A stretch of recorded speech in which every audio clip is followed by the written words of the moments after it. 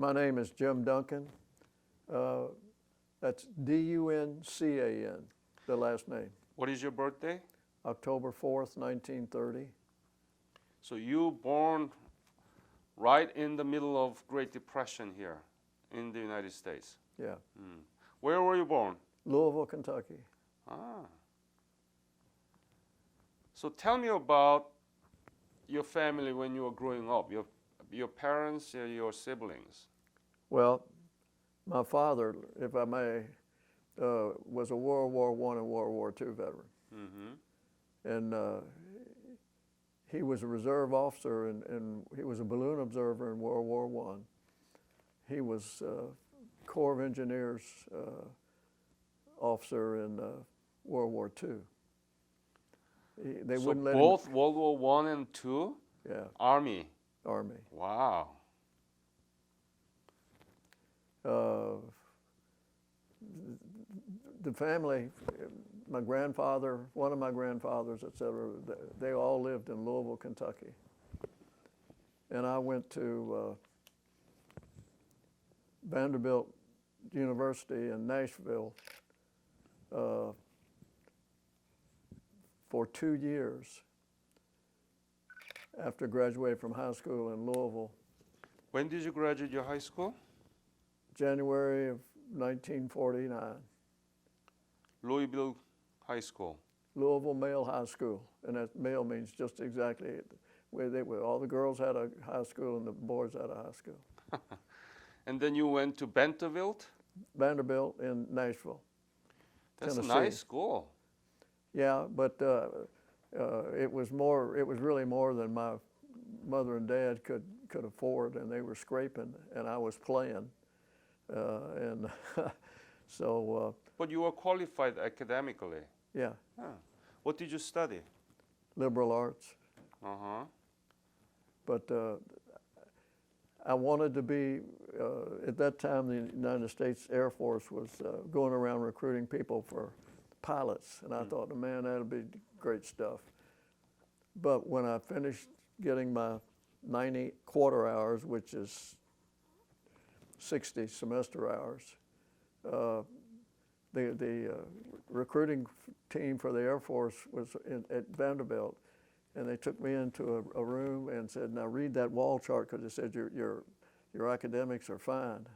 They said, read line 7, and I said, I can't see anything below line 5. They said, well, your eyes are strained and all of that, and so rest up, because we'll be here the rest of the week and come back, and maybe you can qualify to be a navigator. And I said, okay. So I went downtown Nashville and had a guy, a doctor. Wall chart said it doesn't go past 5. And I said, but they told me I had to read line 7. He said, there is no line 7. So what they were doing was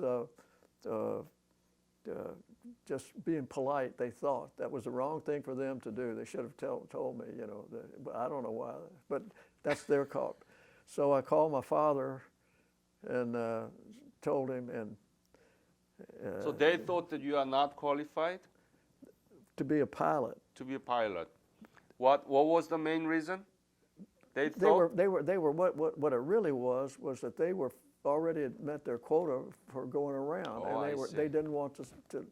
They thought they were doing the right thing, I guess, for the university. Blah blah blah about coming to them, but. I didn't learn all of the parts of this until about 4 years ago, but I called my dad back to 1950, early 50, and I called my father and said, you know, I want to drop out of Vanderbilt because I'm not learning anything, and I can't get in the Air Force. I want to join the Army, and he said, okay, but you got to promise me one thing. And that was, if you decide to stay in the Army and you're good enough, they'll probably put you through college, but you got to go to college. And he said, and if not, and you want to join and not stay in the Army, but serve your time, and promise me you'll get your college education. And I made that promise. So I enlisted, and I'm very proud of the fact that I enlisted as the RA. When did you enlist it? 1950.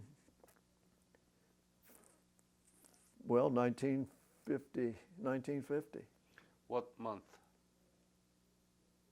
I was sworn in Louisville, and I was shipped to Fort Meade, Maryland, to be in the papers and all of that.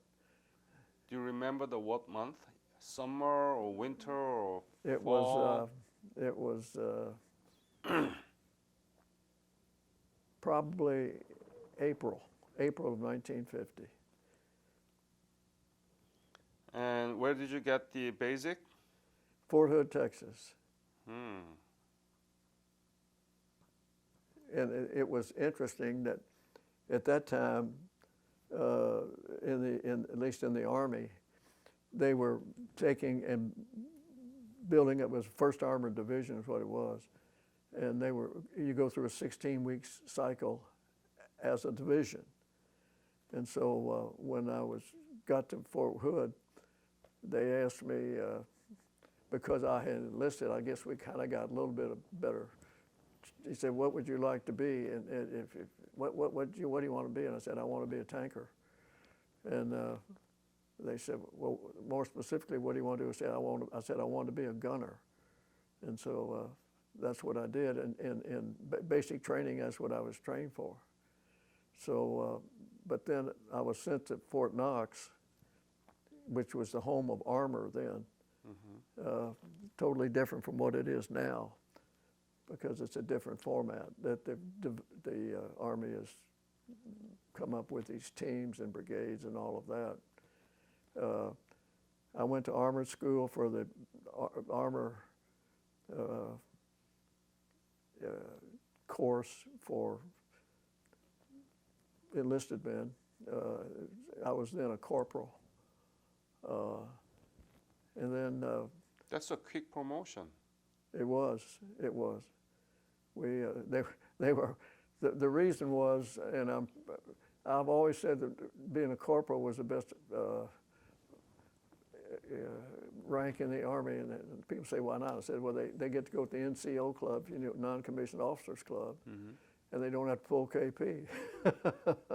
So, but then I came back to Fort Hood, which was where I was stationed, and I decided, I ought to try for OCS, Officer Candidate School. Mm-hmm. And I did, and I was accepted. And so then I went back to Fort Knox and went through, I guess it was 26 weeks of OCS. Mm-hmm. And then I had a furlough of a week and reported back to Fort Knox.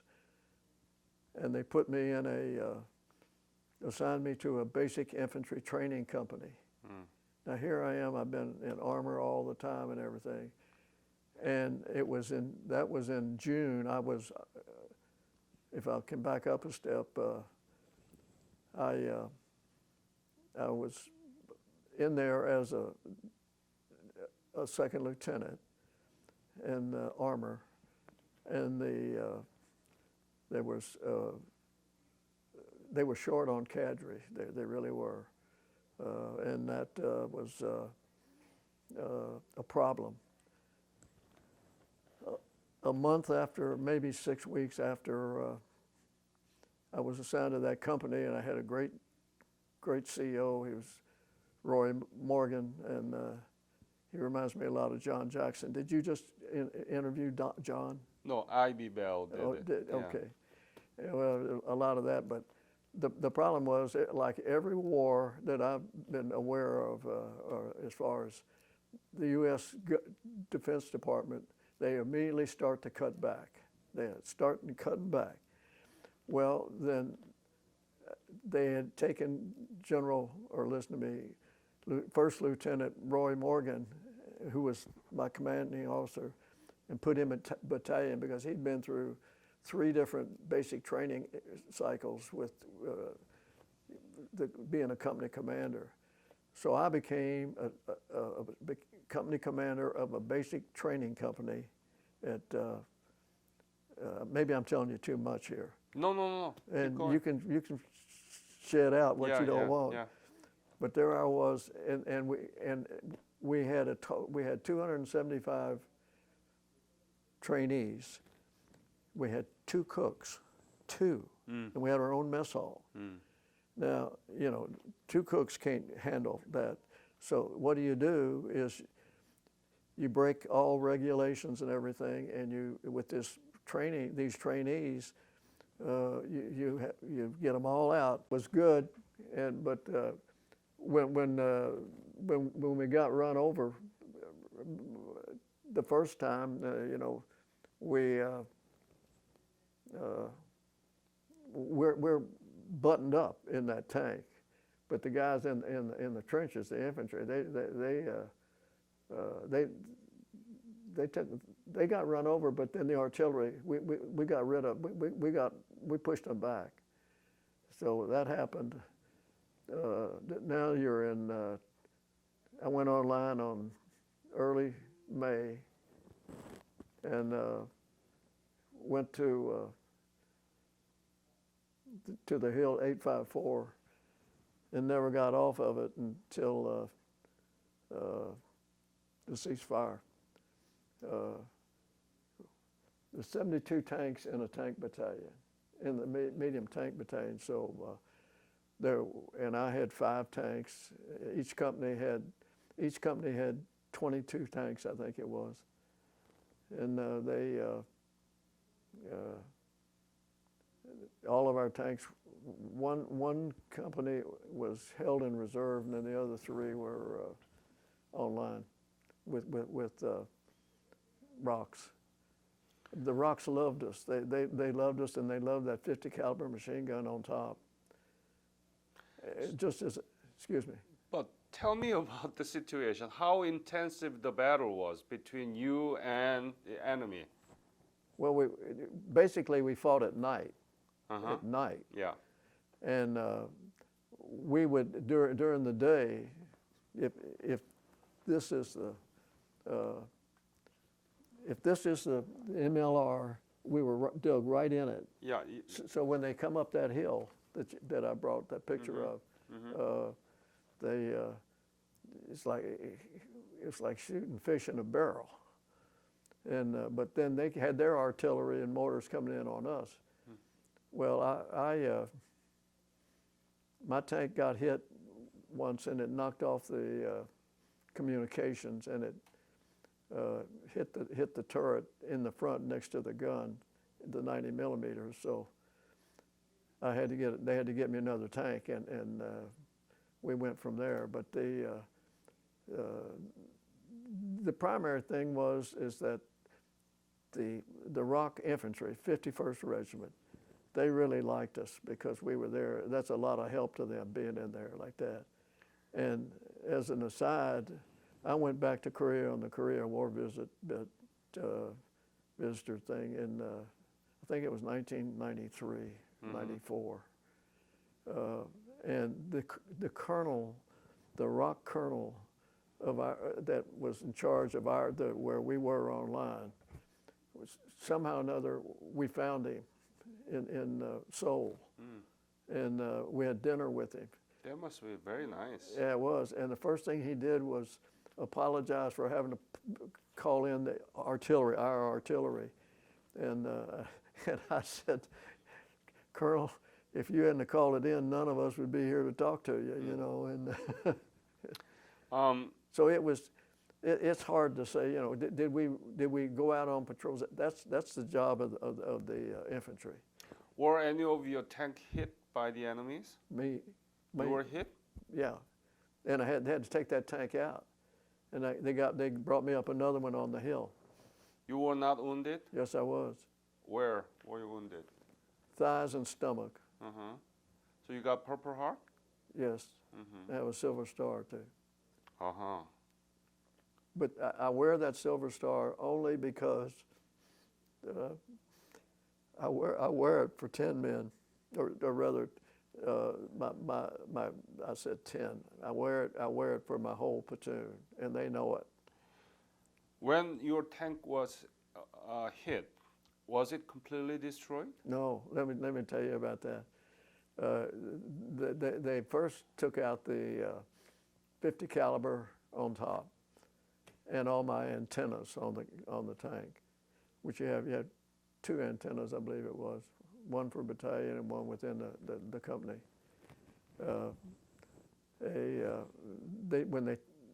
That's when I pulled the tank out of the slot and got back on the reverse side of the top. And they brought the other tank up because, like I say, we were fighting at night. That's when we were fighting.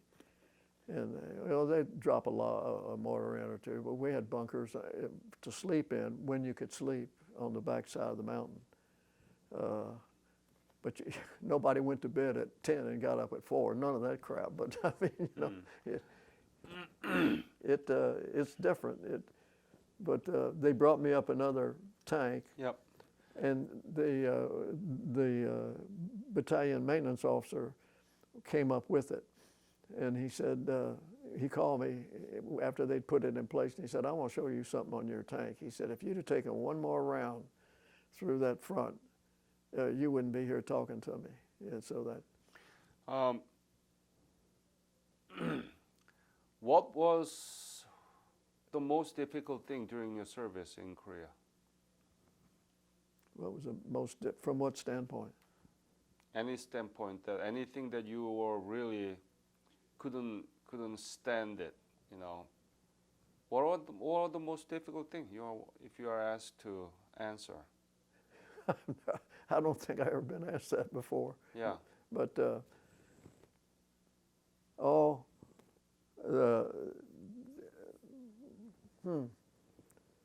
that's, well, you take care of your men first. I mean, that's number one. Mm-hmm. That wasn't difficult, but it could be sometimes, you know. But that I didn't consider that. How did you ask that question? Most difficult thing that you experienced. Sometimes there would be some people that would come up during the daytime that were from battalion, that were staff officers and not line officers, and you tried to let your men get some rest in the daytime. Mm-hmm. Now we had things to do in the daytime, but you try to get them rest. And there was one chaplain that wanted to hold services to these men. Now these guys have been up all night, you know, et cetera, and I wouldn't let him. That's probably the most difficult thing I did because they were sound asleep. They were sound asleep. Yeah. What were you thinking? You came to a country you never knew before much. That's right. And you were fighting like a dog there during the nights, and you've been wounded. What were you thinking?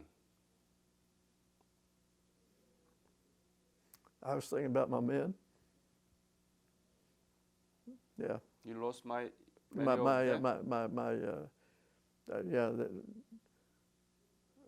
no one was killed out of my platoon, but quite a few were wounded, and it would be during the daytime that they would get wounded because they weren't in the tank. Yeah. When did you leave Korea? I left Korea in, I think it was the first day of December of '53.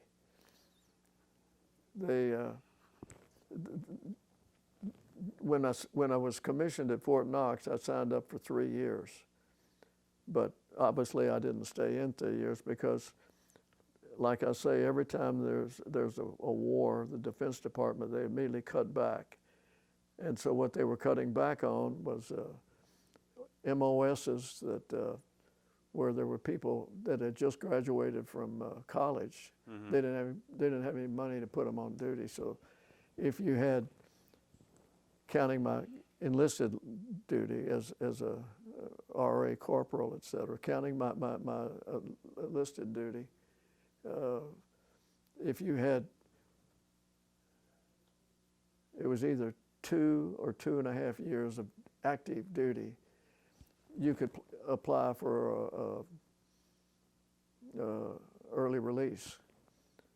And the reason that there were 3 of us, the fellow I was in the same company with in OCS, it was in our, he had second platoon, I had 3rd, and another fellow that became a friend of ours. We all had enough time in that at the time of the ceasefire, we qualified for early releases. Yep. When you went back to Korea in 1993, revisit program, how was it? It was wonderful. It was wonderful. Tell me about the detail. Why do you think that was wonderful? Well, one of my buddies in civilian life, his company, a U.S. company, they had it was like a joint venture with a Korean company, making doesn't matter what they made, but through those connections, we were, the 3 of us and our wives, we were allowed to leave the group, go over for the trip. And one day they took us back, and these 2 men, one was a colonel and 2 were officers in the Rock Army, but they were all civilians then. And they took us, they said, "Where do you want to go?" And we said, can you get us back to over as close as we can get to where we were online? And they did. And you say, all right, now which one of you had cooking experience or in civilian life and worked in a restaurant or had something to do with being cooking? And you get those out of there. And so then, because what you do with those is you take them out to the rifle range and get them qualified with a carbine, and then you take them on a long 14-mile hike with packs and all. And then you bring them back and you say, now get in the mess hall, you know, and the mess sergeant will take it from here. But you gotta do what you gotta do. Yeah. So you become officer. Yeah. That's great. Yeah, that's what OCS is, Officer Candidate School. So how much were you paid when you were corporal? God, I don't remember.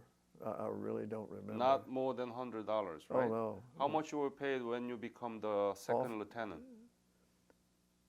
I think it was about $180 a month. I think that's right. So that's a big promotion.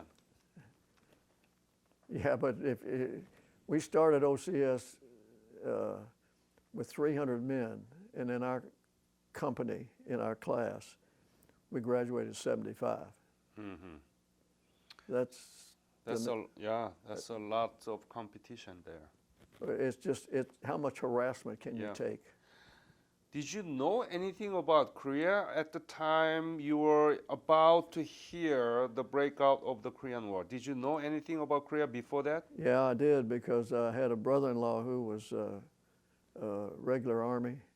He was a West Pointer, and he married my sister, of course. That's my brother-in-law.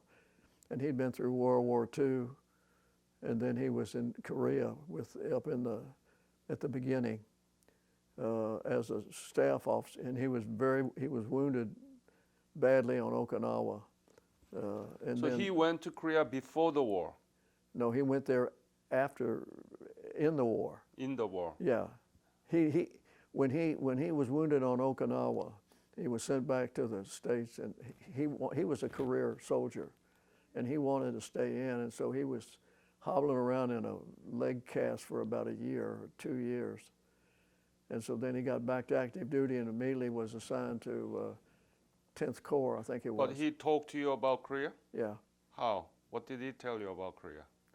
Well, some of the things he told me, I'm not going to tell you. I can't, because it would mess some people up. Okay. Since this has got so much publicity. So not much good about it, but horrible things about Korea. Yeah, well, see, my father was Army. My uncle that I was named for was a machine gunner in World War I. My dad was a balloonist.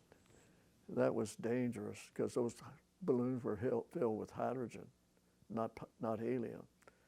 So it was in my blood. Sometimes I don't now, but I used to look back and say maybe I should have stayed in. But I went to see back to Fort Knox. I went to see my battalion commander and said, you know, sir, I was trained, I enlisted and trained to be in armor, and I'm out of my program here. And he said, go back to your company commander. You got a company to take care of. And I said, yes, sir. Well, I found out about this section of the Pentagon in Washington. It was called career management. And you could write directly to them about what career possibilities are there for you in your training and in your MOS. You know what an MOS is? Okay. And so I wrote directly. Tell for the audience, what is MOS? It's a military occupational specialty. Yep. And I wrote to them directly and told them, here's my MOS, which was a tank platoon leader, which is what I was by MOS. And they said, we have vacancies for your MOS in the Far East. That's the way they put it. And everybody knew what that meant. That meant Korea. And I said, sign me up. So I went to Korea. When did you leave for Korea? I got to Korea in March of '53. And then going through late March of '53, I believe it was. And then going through all the processing and everything. Then I was lucky enough to be, one thing I do want to tell you, that battalion commander at Fort Knox, he chewed my butt out one side and down the other, because then he had to find somebody else to be the company commander. But back to what you want to know. I got to Korea and Busan and went through all kinds of, stuff. And then was put on a train to go to Chuncheon. And then from there, there were vehicles waiting for 3 of us, and we were all second lieutenants out of OCS, at Fort Knox. And so 2 of us ended up being in the same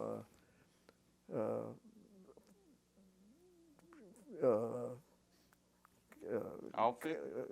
Yeah, same outfit, both in OCS, and then in Korea. In Korea, what camp were you in? We were the 140th Tank Battalion, and that needs some explanation. And we were the American infantry divisions at that time were built around how they did it in World War II. And so there was each American Army regiment had a tank company. And in addition to that, there was a medium tank battalion, and that was the 140th, that had the ROC. I was on line with ROC infantry. And this was put online with there, and the tanks were dug in. We were dug in right on the MLR. Where was it? East Korea. I've got a. Do you remember the name? Heartbreak Ridge? Oh, no, don't move. I will give it to you. There's a little.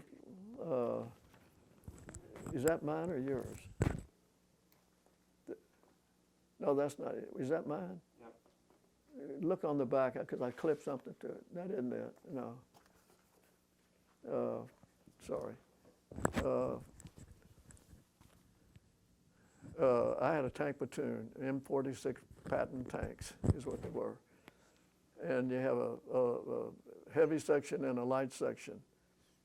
The platoon leader is responsible for it all. But the heavy section is three tanks, and the light section is 2. And we were, the guys in the 2 tanks and the sergeant, my platoon sergeant, was in charge of those.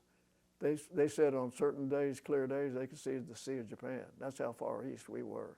And the reason we were over there was we were dug in, and nobody thought that the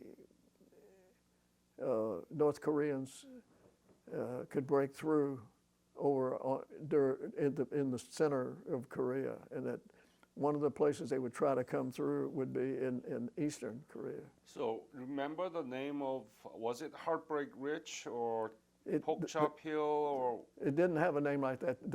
That's why that picture shows Hill 854. That's what it was. Hill 854. 854. And the division was the 12th Rock Division. 12. Rock, 51st Regiment. And they were damn good soldiers. And we got run over twice. how was the situation at the time that you were in that hill? I went on that hill in the end of May of '53, and I got off that hill at the ceasefire. Tell me about the situation at the time. Was it, there were very intensive the batteries and the combats, right? Yeah, yeah. Tell me about those. What was? Well, I'll tell you what, in a tank, because it was all trench warfare then. It was all trench warfare, really, for the most part. Yeah. And we were there in direct support of, I had infantrymen here, infantrymen here. We were just dug in. Yeah. And it isn't anything like a lot of people think about tanks going across the desert and all the dust flying and all that stuff. That's not what it was. It was direct fire support, and an M46 tank had, the main gun was a 90 millimeter gun. And then it had a 50 caliber on the top, and the bow gunner, the assistant driver had a 30 caliber down there in his place, and then on the top was a 50 caliber, and that was really, all this was exactly like the tanks were at the end of World War II. And that was predominantly for aircraft, but they still have the 50 caliber machine gun in use in the U.S. Army today. Yeah. It's a hell of a weapon. But how was the situation? How intensive the battle and the, Okay. artillery and tank? Well, a write-up out of a book by a man named Rod Paschal, I think it is. He was a West Pointer. He was not a Korean War veteran. He was a Vietnam veteran. And he wrote, in the closing paragraph of that, he wrote what the Korean War was really all about, And we use it a lot in our chapter as a handout. And it's really good. And the name of his book, I think, was Witness to War, Korea. And what it was a bunch of interviews that he made with Korean War veterans. He wrote the book, but he was Vietnam veteran? Mm-hmm. He never been in Korean War? He wasn't in the Korean War, but he was in the Vietnam War. And he wrote the book about what? Vietnam War or No, Korean War? Korean War. Okay. And he was a West Point graduate. Okay. And yeah. Infantry, just like my brother-in-law. Yeah. Anything you want to add to this interview about your service? About my service. Yeah. During the Korean War? Yeah. How did it affect you and why was it important? What did you do? Anything you want to add about?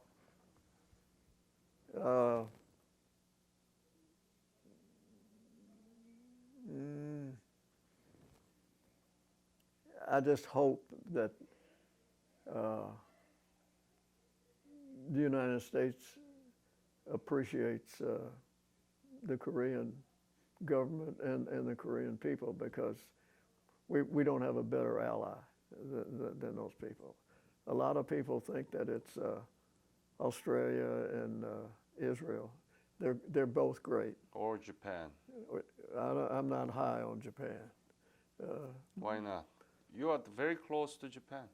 Hmm? You have many military bases in Japan. I know we and do. Japan is the front line of the U.S. Pacific national strategy. Here I am talking to a Korean Yeah. whose ancestors lived under the Japanese, and you're forgiving them, and I'm not.